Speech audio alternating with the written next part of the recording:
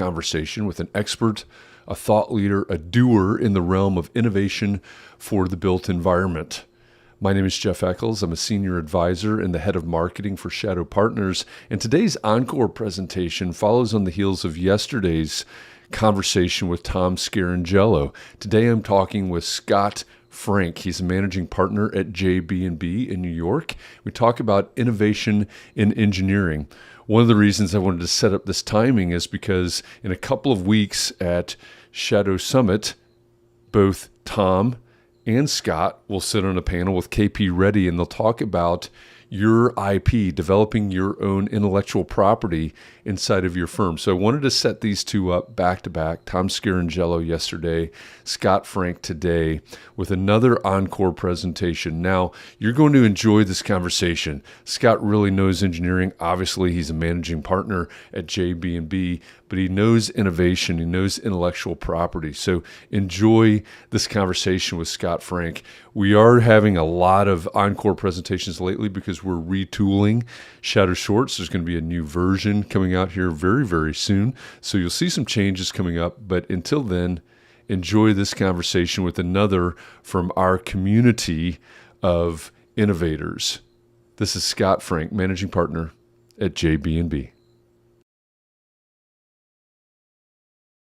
Hey, welcome back to Shadow Shorts, where every weekday at noon Eastern, I bring to you a short conversation with an expert or a thought leader in the realm of innovation for the built environment. My name is Jeff Echols. I'm a senior advisor and the head of marketing for Shadow Partners. Today's conversation is no different. I think you're going to be really interested in the conversation today because we're going to take a little bit different approach to a conversation that we've had before about venture capital, about startups in the built environment world, but this is the point of view from the design side. So I'm looking forward to this conversation today with co-managing partner of JB&B, Scott Frank. Welcome. I'm glad you're here. Thanks for joining me today. Thanks, Jeff. Happy to be here. Glad that you're here. Before we went live, we were talking about the fact that, I mean, you're no stranger to innovation in this world, in this space.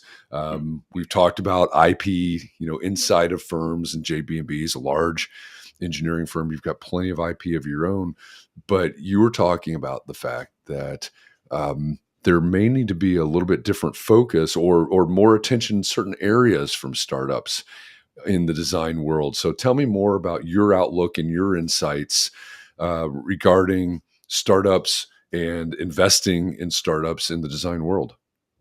Yeah, sure. Maybe I'll just give a little context that some of your viewers might be interested in. Our kind of my view on this. This area of our industry and our practice. It goes back some time.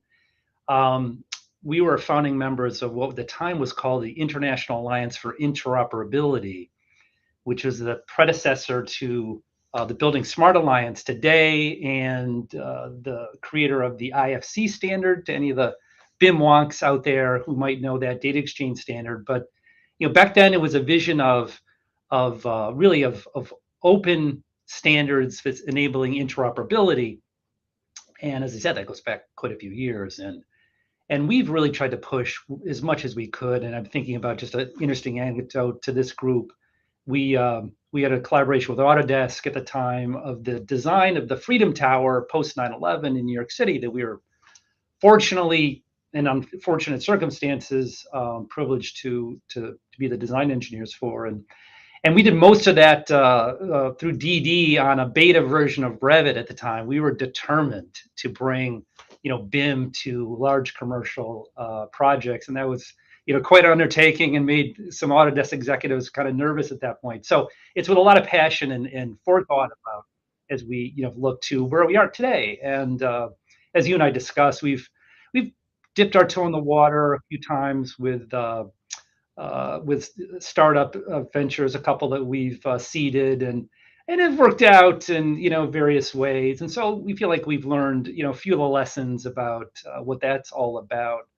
But yeah, to your question, your point, I'm very excited, as I know you all are in Shadow Ventures, and as it's been said so many times, it's a great time for seed stage venture. And but I was thinking recently, I was going through the portfolio of Shadow companies and just looking at the spaces they're in.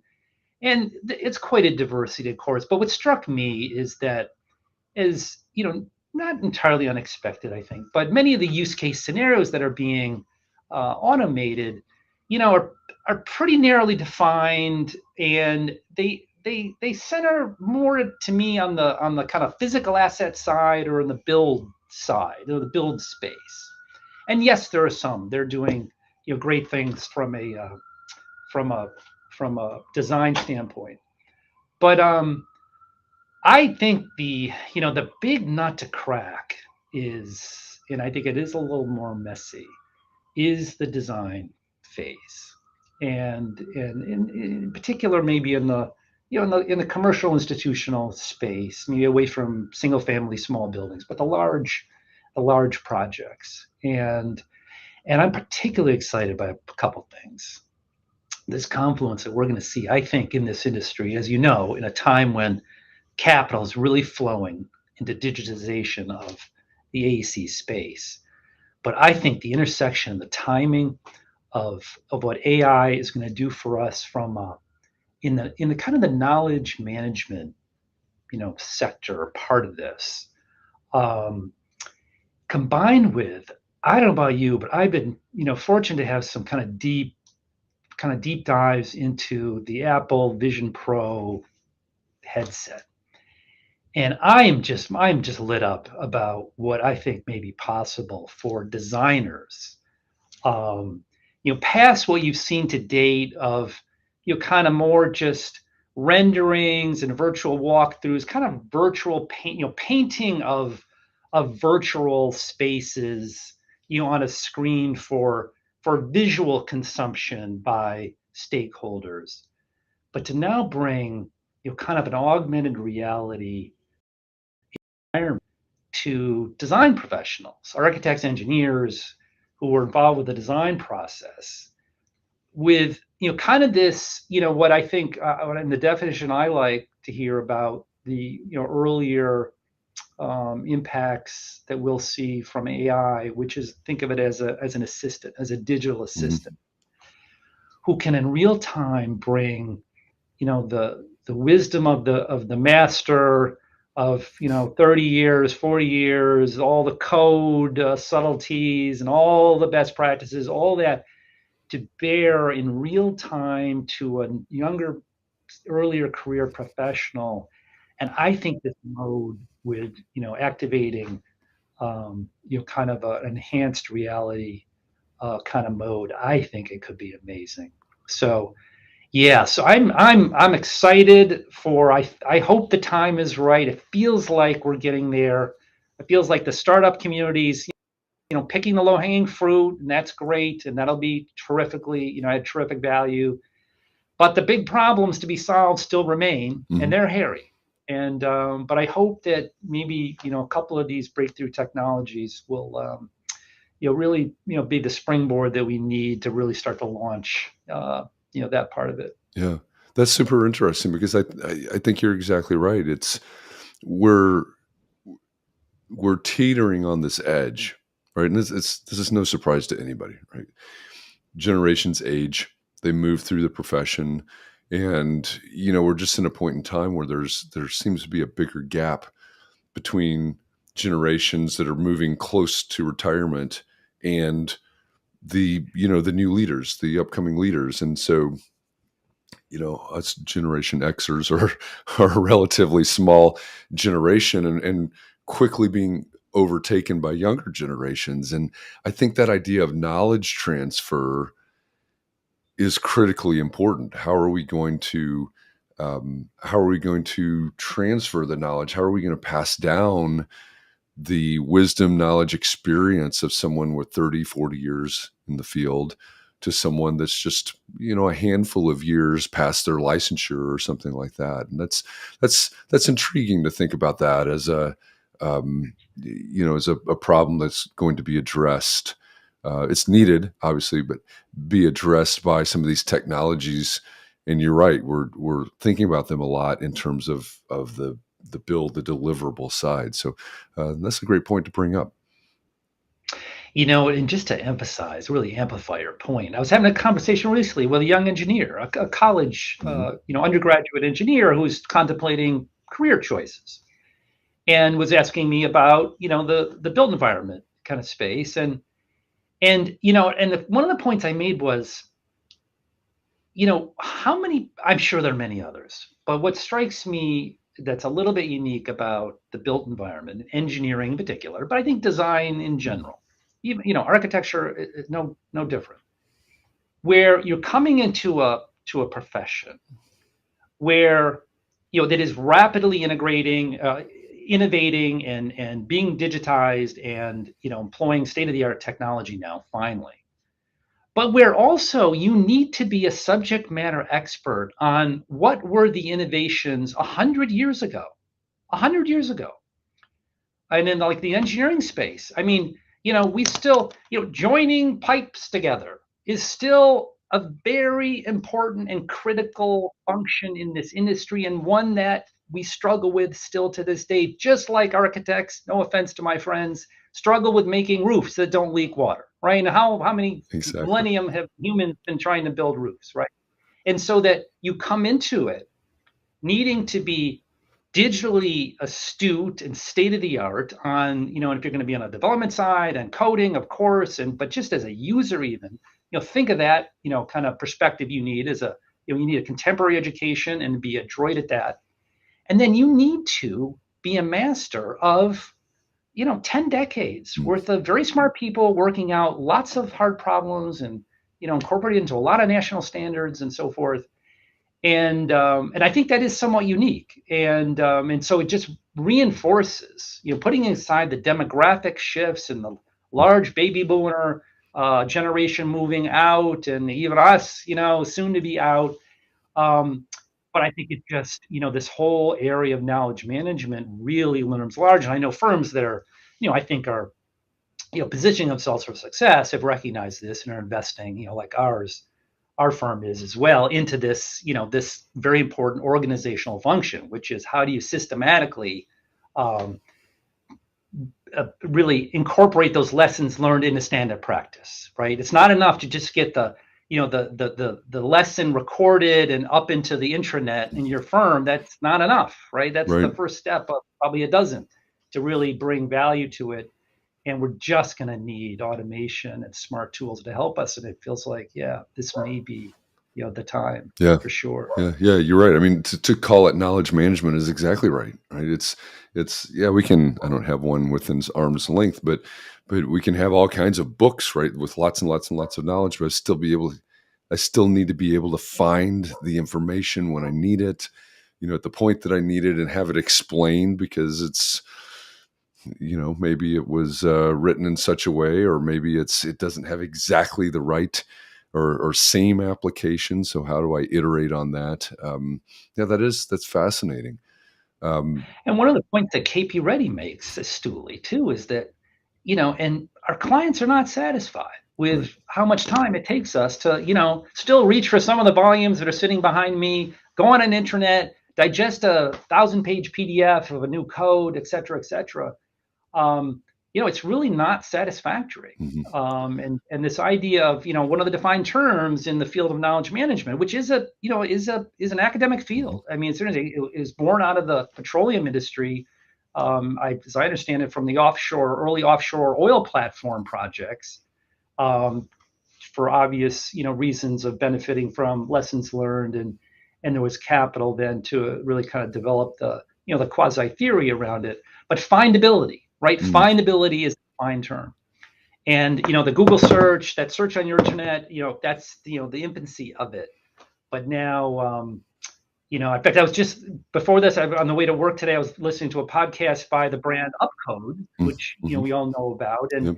and they're having some challenges, I know, legally with the standard making organizations, but they're really leaning into AI and just how Right. a large language model could be so effective Right. for users, for designers, for practitioners, for code authorities, to be able to just really bring that knowledge to bear on a particularly refined problem. And it seems like those LLMs are kind of built for this. um, Yeah, and I'm encouraged too. I don't know about you, but just as we're all learning more about AI this year, and it's starting to understand kind of the stack model for Hmm. AI, which seems I don't know, I'm seeing more of, and that there's a few layers to this, and one Right. of the layers will be kind of this micro, I forget the term, but kind of the like the desktop model that's going to run with your firm specific Right. IP and content in Right. conjunction with maybe an industry trained model that's sitting on top of a large language model, right? And that kind of, I'm happy to see that at least it's accessible as a as a construct on a taxonomy. But now you can kind of see, okay, here's a place for startups to plug in, help a firm like ours build that third layer in this stack, in this AI stack, to take everything that we have as a store internally and bring that to bear, with a more of a natural language interface. Seems, yeah, really, really promising.